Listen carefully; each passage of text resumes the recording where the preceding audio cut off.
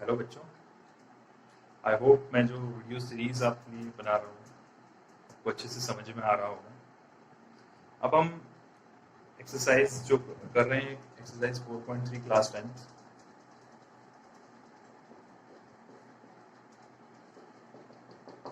इसमें question number two try करेंगे और फॉर्मूला मेथड समझेंगे। प्रीवियस वीडियो लेक्चर में हमने समझा कि कंप्लीट द स्क्वायर मेथड को कैसे यूज करते हैं, कैसे किसी क्वेश्चन में अप्लाई करते हैं और सॉल्व करते हैं। इस वीडियो में हम फॉर्मूला मेथड देखेंगे। तो सबसे पहले फॉर्मूला क्या होता है, ये फॉर्मूला अपन देखते हैं कि x की वैल्यूज फाइंड करने के लिए यहाँ हमारे पास एक फॉर्मूला होता है x is equals to minus B plus minus under root B square minus 4ac upon 2a। This is our formula to solve quadratic equation और to find roots of a quadratic equation. ये जो x की value आती है यहाँ यह सीधे हमें रूट्स प्रोवाइड कर देता है जो क्वाड्रेटिक इक्वेशन है उसकी। तो हमें क्वेश्चन नंबर 2 में बोला है यहाँ पर कि use quadratic formula to solve the question. Question number 1 जो हमने कंप्लीट द स्क्वायर मेथड से किया वही क्वेश्चन इसने अगेन सॉल्व करने के लिए बोला है कि आप फार्मूला मेथड से सॉल्व कीजिए। तो मैं एक और क्वेश्चन आपको करवा देता हूँ। प्रीवियस में हमने फर्स्ट क्वेश्चन किया था, अब मैं कोई और क्वेश्चन लेके इसमें ट्राई करता हूँ। एक question number 3, 4x square plus 4 root 3x plus 3 is equal to 0। ये क्वेश्चन नंबर हमारे पास है 3। बच्चों को रूट देख के बहुत डर लगता है, इसलिए मैंने रूट वाला क्वेश्चन यहाँ पर लिया है। हमारी क्वाड्रेटिक इक्वेशन, स्टैंडर्ड इक्वेशन क्या होती है? That is ax square plus bx plus c is equal to 0। यही होती है comparing with.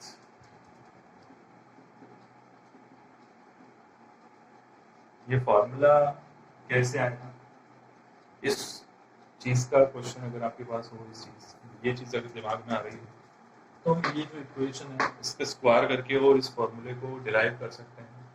But right now we are discussing how to solve using the questions using this formula, so हम इतने detail में भी जाएंगे नहीं। तो comparing with this equation, value of a is equals to 4, b is equals to 4 root 3 and c is equals to 3. Okay, now putting the values in formula.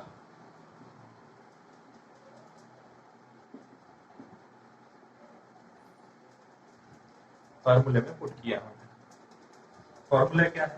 ये x is equals to minus b plus minus under root b square minus 4ac upon 2a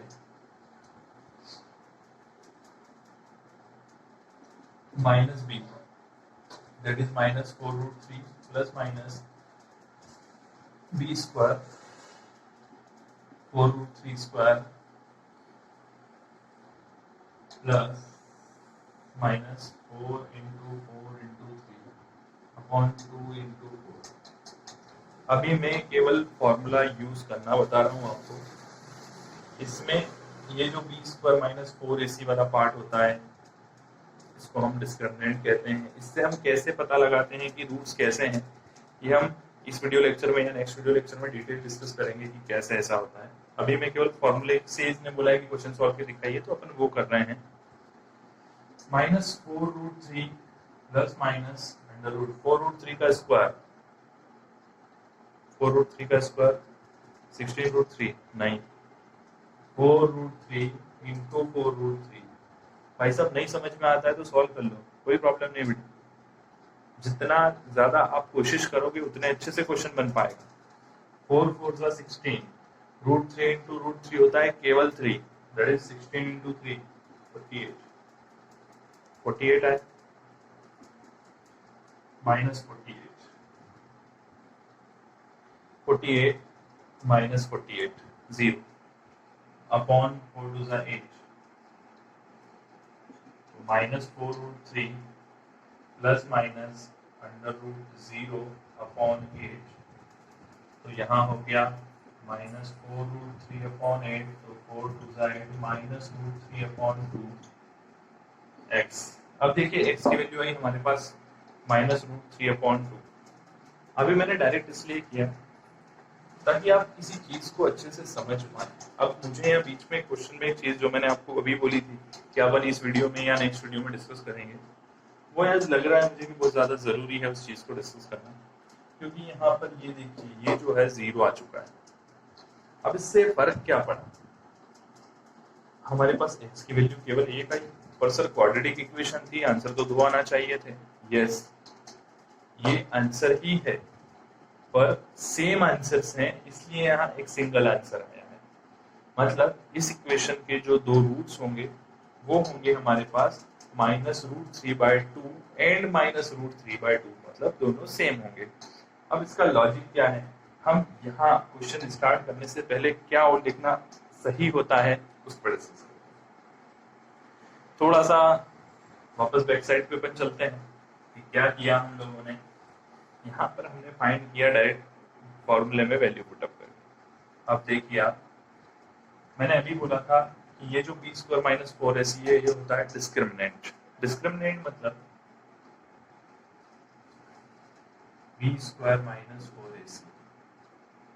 discriminant का मतलब ये है कि ये इससे जो value आएगी वो हमें ये बताएगी कि क्वेश्चन आगे सॉल्व करने लायक है भी या नहीं है, और सॉल्व करने के बाद आंसर किस तरह का रहेगा ये भी बताने वाली है। मतलब नेचर ऑफ रूट्स, हमारे जो रूट्स आने वाले हैं आंसर में सॉरी, वो रूट कैसे होंगे, उनका नेचर कैसा होगा, रियल होंगे या होंगे भी नहीं, या बराबर होंगे। जैसे अपन ने यहाँ बात करी तो अपन यहाँ देखते हैं 3 केस हो सकते हैं। बोले सर या तो ये 0 से छोटा होगा, या 0 के बराबर होगा, या 0 से बड़ा होगा। Okay, if this value is greater than 0 मतलब ये कि पॉजिटिव नंबर कुछ भी आ जाए, सो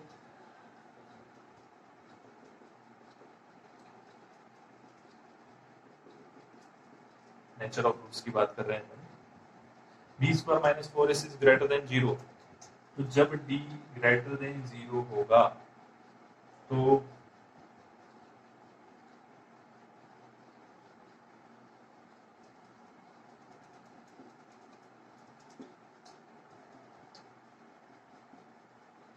to real and distinct root आएगा। दो रियल और अलग अलग रूट आएंगे। क्यों आएंगे, देखो यहाँ 0 की जगह अगर कोई वैल्यू आती तो मुझे सॉल्व करना पड़ता, और सॉल्व करने के बाद एक बार मैं प्लस रखता और एक बार माइनस रखता। तो डेफिनेटली आप भी जानते हैं कि अगर जब दो, एक बार मैं प्लस पुटअप करूंगा, एक बार माइनस पुटअप करूंगा, प्रीवियस क्वेश्चन में भी हमने देखा है, तो दो डिफरेंट वैल्यू आना ही है। इसलिए हमने बोल दिया कि the real roots will be real and distinct. अभी केस की बात करें, अभी जो आया इफ b इक्वल्स टू 0, ये डिस्क्रिमिनेंट 0 ही आ जाता है। अभी देखो यहाँ आया था हमारे पास 0, तो 0 जब आ गया तो हमारे पास आंसर कितना आया, अभी तो 1 आया, लेकिन मैंने बोला कि x² था, क्वाड्रेटिक इक्वेशन है, मतलब आंसर तो 2 आना कंपलसरी थे। मतलब हम ये कहेंगे कि 2 real and equal roots, 2 real और इक्वल रूट्स होंगे, बराबर रूट होंगे। ये चीज देखो मैं क्वेश्चन जब स्टार्ट किया तब भी एक्सप्लेन कर सकता था, पर लॉजिकली मैथ्स के स्टूडेंट्स को कुछ सोचो थोड़ा, कि लॉजिकली हमने उस चीज को पहले सॉल्व किया और उससे थोड़ा सा कंक्लूजन लेके आए। हम फॉर्मूले से पहले कंक्लूजन लेके आए कि हाँ सर ऐसा होता है, इसलिए थोड़ा लॉजिकली हम उस चीज को कर रहे हैं। थर्ड की हम बात करें, if d is less than 0। अब आप खुद सोचो, अगर रूट के अंदर माइनस की वैल्यू आ गई, क्या हमने आज तक सीखा है कि माइनस की वैल्यू रूट से बाहर हम कैसे निकालें? Normal value, positive numbers, integers को आप बाहर निकाल सकते हैं, होल नंबर्स को बाहर निकाल सकते हैं रूट से, पर क्या नेगेटिव वैल्यू को कर सकते हैं सॉल्व? नहीं, अभी तक नहीं सीखा। 11th में जब आप आएंगे तो उस चीज को आप अच्छे से समझ पाएंगे कि ये किस तरह से फिर कॉम्प्लेक्स वैल्यूज बन जाती हैं जब माइनस में आ जाता है तो, पर अभी हमने नहीं सीखा। तो इसलिए रियल तो नहीं हुआ ना, जो रियल वर्ड अपन बार बार यूज कर रहे हैं, रियल वैल्यूज तो नहीं आ रही है, कॉम्प्लेक्स आ रही है। तो हम यहाँ बोलेंगे कि नो रियल रूट्स, और नो रियल रूट होगा तो अगर ऐसी कोई कंडीशन आ जाती है तो आगे क्वेश्चन को हमें सॉल्व करने की जरूरत नहीं होगी। तो अब हमें इस क्वेश्चन में यहाँ जो हमने सॉल्व किया यहाँ पर एक स्टेप ऐड करना पड़ेगी जो हमने यहाँ पर किया है, ये जो हमने किया है। इधर यहाँ पे हम b² - 4ac की वैल्यू पुट अप करेंगे और वहाँ कहेंगे कि since d is 0 so the roots will be equal and real और the roots will be real and equal। Okay, तो मैं यहाँ आपको बता देता हूँ कैसे अपने को करना था। d² - 4ac, तो d हमने यहाँ पे निकाला b², देखिए b² कितना था 4√3 का square -4 × 4 × 3 that is 48 - 48, d is equals to 0, d is equals to 0। तो अब मैं यहाँ लिखूंगा so roots will be equal and real and equal लिख देता हूँ मैं। ये प्रोसीजर हमें थोड़ा सा ऐड करना पड़ा और देखो मैं वापस रिपीट कर रहा हूँ, ये चीज मैं पहले भी बता सकता था पर लॉजिकली उस चीज को क्यों ऐड करना पड़ा ये आपको समझ में आया कि आप जब भी क्वेश्चन सॉल्व करेंगे पहले ये कर लेंगे तो आपको समझ में आ जाएगा हाँ सर आंसर कैसा आने वाला है। ठीक है, तो ये चीज हमें ऐड करना है यहाँ पर और उसके बाद जो क्वेश्चन कंटिन्यू हमने किया वो आप कर पाएंगे।